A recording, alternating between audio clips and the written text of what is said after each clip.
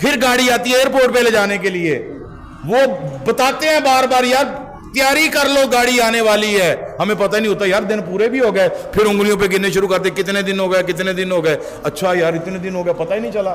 اب مکے میں ہے تو یاد ستا رہی ہے، مکے میں ہے، مکے میں کیا کیا ہم نے؟ حج کیا، عمرہ کیا، حج کیا، زیارت کی، عمرہ کیا، آنکھوں میں آنسو ہیں، رو رہے ہیں، تڑپ رہے ہیں، کیوں؟ کہ مدینے میں جانا ہے، مدینے میں جانے کو دل کرتا ہے، لیکن جب مدینے میں چلے جاتے ہیں پھر آنے کو دل نہیں کرتا۔ کئی لوگوں سے میں نے سنا کہ شاہ جی اگر ہمیں یہاں پر کچھ ہو جائے نا تو ہمیں پاکستان لے کے نہ جانا، ہمیں یہیں پہ دفن کر دینا، آنے کو مرنے کے بعد آنے کو دل نہیں کرتا۔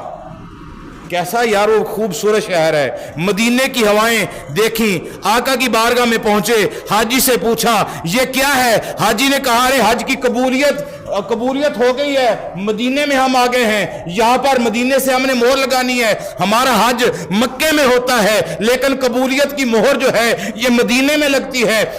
اور جو شخص حج کر کے مدینہ پاک میں حاضری نہیں دیتا، رسول اللہ کی حدیث مبارکہ ہے، آقا علیہ السلام نے فرمایا اس نے مجھ پر ظلم کیا ہے۔ لوگ کہتے ہیں نا کہ مکے سے واپس چلے جاؤ جی آگے جانے کی ضرورت نہیں، حدیث مبارکہ ہے، نبی پاک فرماتے ہیں کہ جو مکے سے حج کر کے واپس چلے جاتے ہیں مدینے نہیں آتے، آقا علیہ السلام فرماتے ہیں اس نے مجھ پر ظلم کیا ہے۔ آقا خود یہ فرما رہے ہیں، کسی صحابی نے نہیں کہا کہ نبی پاک نے کہا، نبی پاک خود فرما رہے ہیں۔ کیوں؟ کہ اللہ تعالیٰ کے پیارے حبیب آقا کا شہر مدینہ ہے، اور جہاں آقا اپنے ید اللہ کے پیارے ہاتھوں سے مسجد بنائی ہے اسے مسجد نبوی کہتے ہیں۔ اور میرے آقا جب ہجرت فرما کر مدینہ طیبہ میں تشریف لائے، ہر شخص کی یہ خواہش تھی کہ رسول اللہ میرے گھر آ جائیں۔ لوگ کھانے بنا کے بیٹھے ہیں، کوئی بندوں کو بھیج رہا ہے، آدمیوں کو بھیج رہا ہے، دیکھ کے آؤ جی نبی کے ساتھ قافلے کے کتنے لوگ ہیں جی میں اتنے بندوں کا کھانا تیار کر لوں۔ کسی نے کھانا تیار کروا لیا، کسی نے تحفے لے لیے، کسی نے نئے کپڑے لے لیے، کسی نے سواریاں لے لی، کسی نے کوئی تحفہ لے لیا، کسی نے کوئی تحفہ لے لیا، رسول اللہ کے پیچھے پیچھے ہیں کہ شاید میں رسول اللہ سے زیادہ پیار کروں گا، رسول اللہ کہیں گے چلو تیرے گھر جاتے ہیں۔ ہر بندہ اپنی اپنی محبت کا اظہار کر رہا ہے، کوئی کہتا ہے میرے گھر آ جائیں گے، آقا فرمانا ہے پیچھے ہٹ جاؤ، میری ڈاچی کو پتا ہے اس نے کس گھر میں جانا ہے، میری ڈاچی کو پتا ہے، میری ڈاچی چل رہی ہے، آگے آگے سواری جا رہی ہے، پیچھے پیچھے مدینے کے لوگ جا رہے ہیں، سواری تمام لوگوں کے گھروں کو چھوڑ کر حضرت ایوب انصاری کے گھر میں پہنچ جاتی ہے، حضرت ایوب انصاری کے مکان پر جا کر ٹھہرتی ہے۔ لوگ حضرت ایوب انصاری کو مبارکیں دینے لگے، بیوی کو پتا چلا، ایوب انصاری سر سجدے میں رکھ کے رونے لگے۔ بیوی نے پوچھا آپ رو کیوں رہے ہیں؟ فرمایا میں اس لیے رو رہا ہوں، میں دیکھ رہا ہوں مدینے کے لوگ، کوئی نبی کے لیے کھانے پکا کے بیٹھا ہے، کوئی تحفے لے کے بیٹھا ہے، کوئی نئے کپڑے لے کے بیٹھا ہے، کوئی دعوتیں دے رہا ہے، کوئی ان کے نام پر دولت نشاور کر رہا ہے، میں تو غریب ہوں، میرے گھر میں تو دینے کے لیے کچھ نہیں ہے۔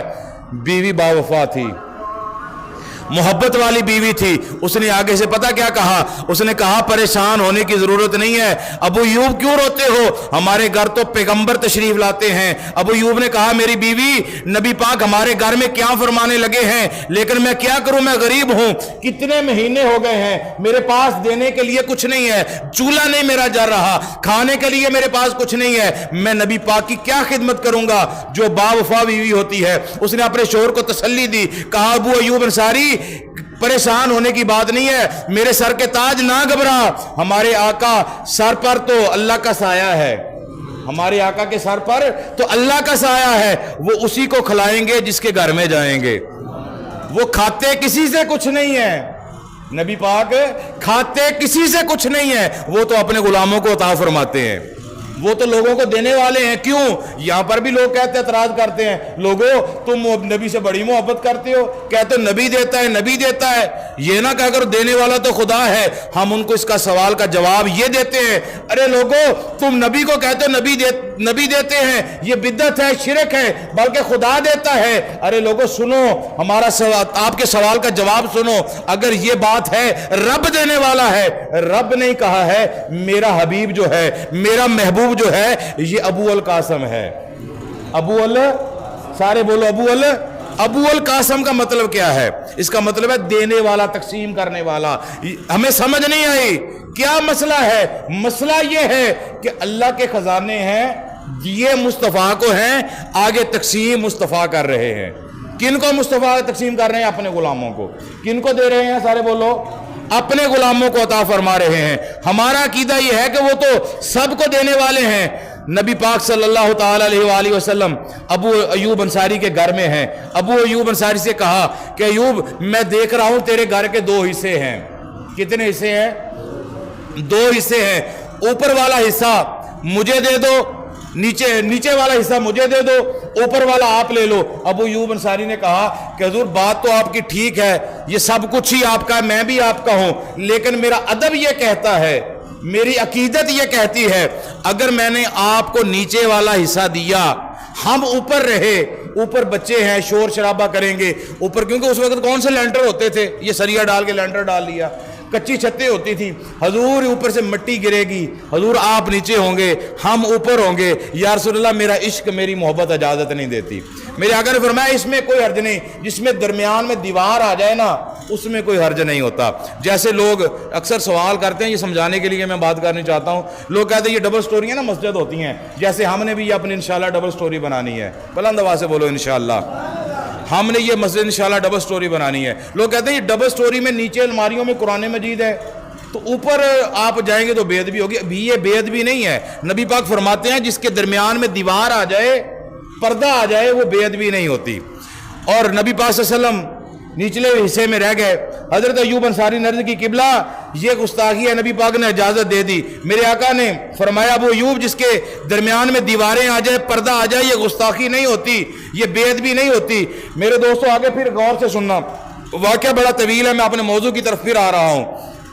ابو ایوب انصاری کے مقام پر رسول اللہ نے قیام فرمایا. لوگ نبی پاک صلی اللہ علیہ وسلم کے ساتھ ملاقات کرنے کے لیے آنے لگے. نبی پاک کی نظر پڑی سامنے ایک گھر میں, سامنے ایک گھر پر نبی پاک کی نظر پڑی. فرمایا یہ مکان کس کا ہے؟ حضور یہ 2 یتیم بچوں کا مکان ہے. کس کا مکان ہے؟ 2 یتیم بچوں کا مکان ہے. میرے آقا نے دریافت فرمایا یہ مکان کس کا ہے؟ لوگوں نے بتایا. میرے پاک پیغمبر نے فرمایا میں نے معراج کی رات, کس رات؟ معراج کی رات, جب میں معراج پر گیا نا, معراج کی رات اسی مکان پر میں 2 رکعت نماز نفل ادا کر کے گیا تھا. یہ ان سے جا کے کہو, ان لوگوں سے, ان بچوں سے جا کے کہو یہ گھر محمد مانگ رہے ہیں, ان کو فروخت کر دیں, ان کو بیچ دیں. میرا دل چاہتا ہے کہ یہ میں گھر لوں اور اس گھر میں میں مسجد نبوی تیار کرواؤں. کون سی مسجد؟ سارے بولو کون سی مسجد؟ مسجد نبوی تیار کراؤں. کائنات کے اندر پوری روئے زمین پر سب سے زیادہ رحمتوں کا نزول ہونے والی جو مسجد ہے اسے مسجد نبوی بولا جاتا ہے. نزول پتہ کس انداز سے ہوتا ہے؟ کس انداز, کیا انداز ہے؟ اللہ تعالیٰ نے اپنے فرشتوں کی ڈیوٹی لگائی ہے. 70,000 فرشتہ صبح, 70,000 فرشتہ شام کو آتا ہے. جو ایک مرتبہ آ جائے گا قیامت تک اس کی باری نہیں آتی. اور پھر سبحان اللہ آپ کی نہیں آئی, لیکن پھر میں آپ کو مبارکباد دینا چاہتا ہوں آپ کے مقدر پر. فرشتہ ایک مرتبہ آتا ہے, میرے لفظوں کو سنیے گا, فرشتہ ایک مرتبہ جو آ جاتا ہے قیامت تک اس فرشتے کی باری نہیں آتی دوبارہ آنے کے لیے. ارے انسان, اے غلام مصطفیٰ, اے نبی پاک کے غلاموں, یہ تمہارا مقدر ہے کہ آپ صبح بھی درود پڑھ رہے ہو, شام بھی درود پڑھ رہے ہو, رات بھی درود پڑھ رہے ہو, دن بھی درود پڑھتے ہو, بلکہ جب دل کرتا ہے نبی کی بارگاہ میں درود و سلام پڑھتے ہو. یہ کتنا بلند مقدر ہے. وہ فرشتہ ہے, پاک ہے, ہر گناہ سے پاک ہے, اس کی باری قیامت تک نہیں آئے گی. انسان تیرا کتنا بلند مقدر ہے. اے مومنو, اے ایمان والو, تمہارا کتنا بلند مقدر ہے کہ تم سال میں 2 مرتبہ بھی سرکار کے روزے پہ بھی جاتے ہو, اپنے گھر میں بھی درود و سلام پڑھتے ہو. پھر پڑھتے ہی نہیں ہو, نبی کی حدیث ہے, آقا فرماتا ہے جب میرا غلام پڑھتا ہے میں گنبد خضرا میں سنتا ہوں, اور اس کا سلام ایک ہیرے جوہرات کے تھال کے اندر رکھ کے سجا کے میری بارگاہ میں پیش کیا جاتا ہے. اور غلام جب محبت میں پڑھتا ہی جاتا ہے نا, میں اپنے گنبد خضرا میں بیٹھ کے اپنے پڑھنے والے غلام کا درود سنتا بھی ہوں, اس کا جواب بھی عطا فرماتا ہوں.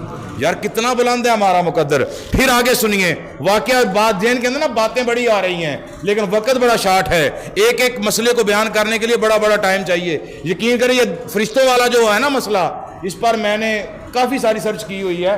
بڑے مسائل ہیں میرے ذہن کے اندر. پھر آگے آ جائیں. نبی پاک نے بچوں کو بلایا, کہا کہ یہ گھر جو تمہارا ہے یہ مجھے فروخت کر دو. حضور فروخت ہم کریں گے, ہم تو آپ کے غلام ہیں, یہ گھر بھی آپ کا ہے, ہم بھی آپ کے ہیں. یا رسول اللہ, یہ نبی پاک نے کہا نہیں صحابہ ان کو دولت دو. اس کی قیمت دی. نبی پاک نے وہاں پر صحابہ کرام کو لگایا, اس کی بنیادیں نکالیں گے, جسے ہم اپنی زبان میں کہتے ہیں نیاں پٹیاں گئی ہیں. سب سے پہلے بنیاد نکالی. نبی پاک صلی اللہ تعالی علیہ وآلہ وسلم نے اعلان کیا.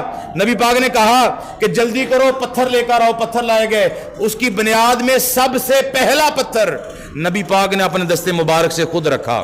اور یہاں پر نبی پاک کے خلفاء کی تقسیم ہو رہی ہے, نمبر لگائے جا رہے ہیں. لوگ آج کل نمبروں کی تقسیم میں پڑ گئے ہیں, پتہ نہیں کوئی کچھ کہہ رہا ہے, کوئی کچھ کہہ رہا ہے. لیکن سنیے, نبی پاک نے یہاں پر اعلان کر دیا تھا اپنے صحابہ کرام کا اور اپنے خلفائے راشدین کا اعلان کر دیا تھا.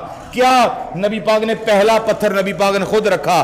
پھر اس کے بعد اعلان کیا ابو بکر کہاں ہے؟ عرض کی آقا حضور حاضر ہوں. فرمایا اس پتھر کے برابر ایک پتھر تم رکھو. پھر کہا عمر کہاں ہو؟ عرض کی آقا حاضر ہوں. فرمایا اس پتھر کے برابر اپنا پتھر رکھو. کہا عثمان کہاں ہے؟ حضور حاضر ہوں. فرمایا اس پتھر کے برابر اپنا پتھر رکھو. پھر فرمایا علی کہاں ہے؟ عرض کی قبلہ حضور حاضر ہوں. فرمایا جلدی کیجئے, اس پتھر کے برابر اپنا پتھر رکھیے. توجہ فرمائیں, جب مسجد نبوی کی بنیاد رکھی گئی, پہلا پتھر کس نے رکھا؟